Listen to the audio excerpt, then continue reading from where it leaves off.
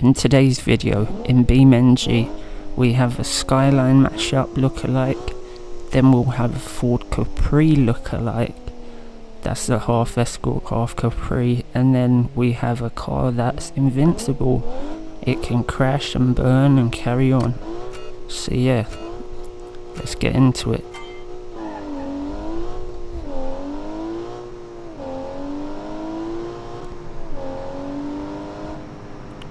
So one thing I did notice is this car struggles with turning.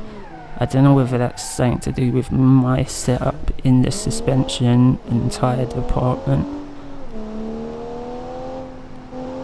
because some cars seem to be fine and I do them all pretty much the same. I set them up for sport and they have alright sort of tyres, but actually there is a weird issue with all-wheel drive cars. They either handle well or they just don't turn like they're a front wheel drive car. So you have to really let off the accelerator for it to turn in.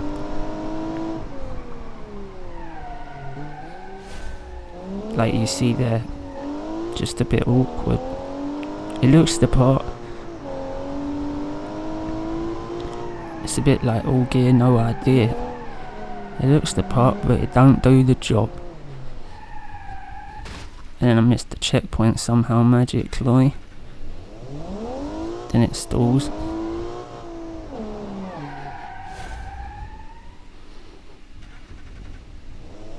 I don't know whether that was my bad or it actually stalled again. But yeah, I'm hoping one day automation actually has interiors you can customize. That would just make it so awesome to drive in first person with a steering wheel sort of view. And also, if you can customize the exterior as much as if you can customize the interior as much as you can customize the exterior, that'd be spot on, mate. Spot on. I don't know if you lot even like my voice. Like, I'm talking on literally every video now. It's 'cause really I'm being held hostage by aliens. And the only time I get to talk to people is through my videos. They said as long as you make videos you can talk, but if you're not making videos you can't talk. Yeah, I'm an alien pretty much. Yeah, just excuse me. This reminds me of the Laguna Seca sort of messed up track cornering bit. Also, for my next video I want to do something with Forza 7, but I'm not too sure. Maybe I should do something like this, but in Forza, see what laps I can set. I had that idea a while ago to do it on the Le Mans track, set one lap, but that's going to be long. But we lost the will. Now it's time for the Capri Escort that breaks the game.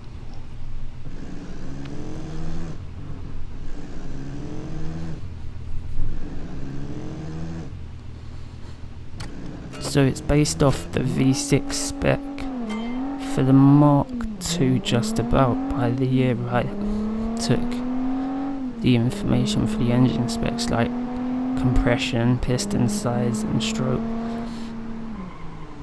And also it's a pushrod V6. It's kind of like a mashup based off the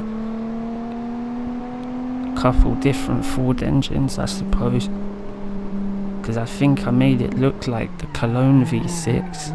No, not the Cologne, the Essex V6 or V4 or whatever that engine is. And then it's got the specs of the actual 1983 Mark II, and that was actually injected, but I decided to carburate it instead, so it looked more like the Essex image I found on Google. That's probably why it's breaking the game. They're like, it looks like a Capri, but the front looks a bit like an Escort, and the engine's some mashup monstrosity. And then automation BeamNG are like, we can't have it. it's not tolerable. If he's going to make a Capri, he should make a Capri, not a mashup. Because what I was aiming for is, I saw a picture of a Capri with like a sort of wider body, track ready body kit on it, and that's what I kind of went for. But obviously, as you can see, it's just ended up looking like a Mark 1 sort of Escort slash Capri, but with the Mark 2 headlights. Because that was the one thing I struggled with, was the headlights. I just couldn't work out a way to get in-dipped circle headlights, but they looked like they were square. Because if you look at the Mark 2 Capri, the lights look squared, but like they've masked off 2 circle lights, and it was just hard to get that sort of look.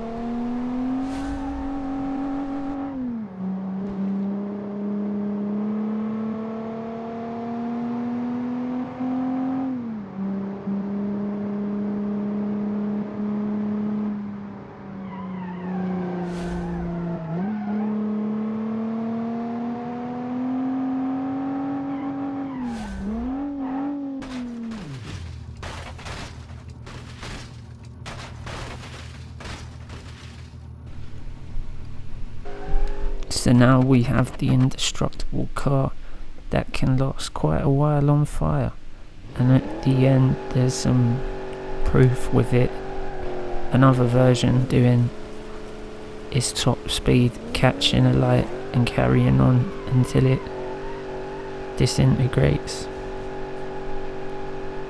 But I couldn't re-replicate what I did before, where I hit 230, it was on fire and it carried on going for ages. So I don't know whether they've patched it so it's more realistic. But yeah, this car can take quite a bit. As you can see, I tried to purposely sabotage and destroy it, but it had none of it.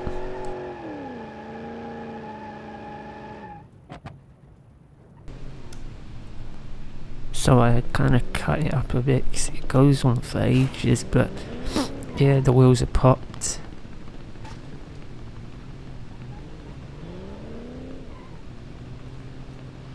The only thing that I think actually killed it was going up this hill, because after that it started to overheat even more. But it doesn't seem to be even overheating now, like. I reckon it must be glitched, because there's no way, when I just literally tried to get the drag version I've got of this car to do 230, and then after it set a light carry on going, it just wouldn't do it.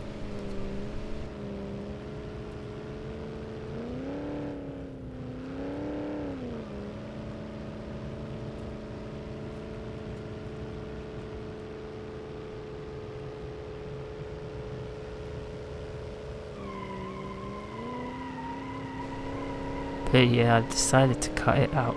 Now I fade it out and go to the drag footage I've got of it doing its top speed. It's just like really proof that this car just loves to set itself alight. Because I tried other cars and they didn't even do the same thing, so this car has a bad habit of setting itself alight.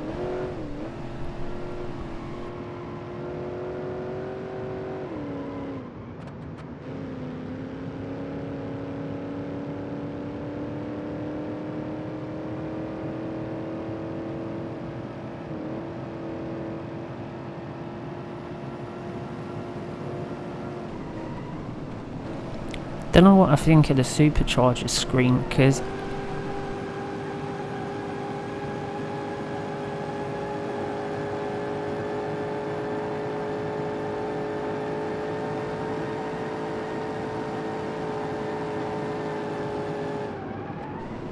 so there we go, it's on fire, still going. I tried to cool it a bit so the engine would cool down and we could go on for longer, but it had none of it.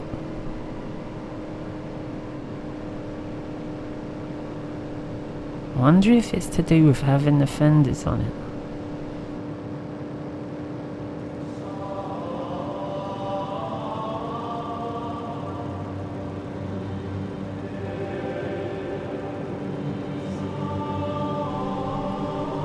Also, I wonder how hard it would be for them to make the interiors of the BeamNG cars inside of the automation cars depending on the body. So if it sensed, okay, that's a classic 1940s body, it would put like a classic speedo in it.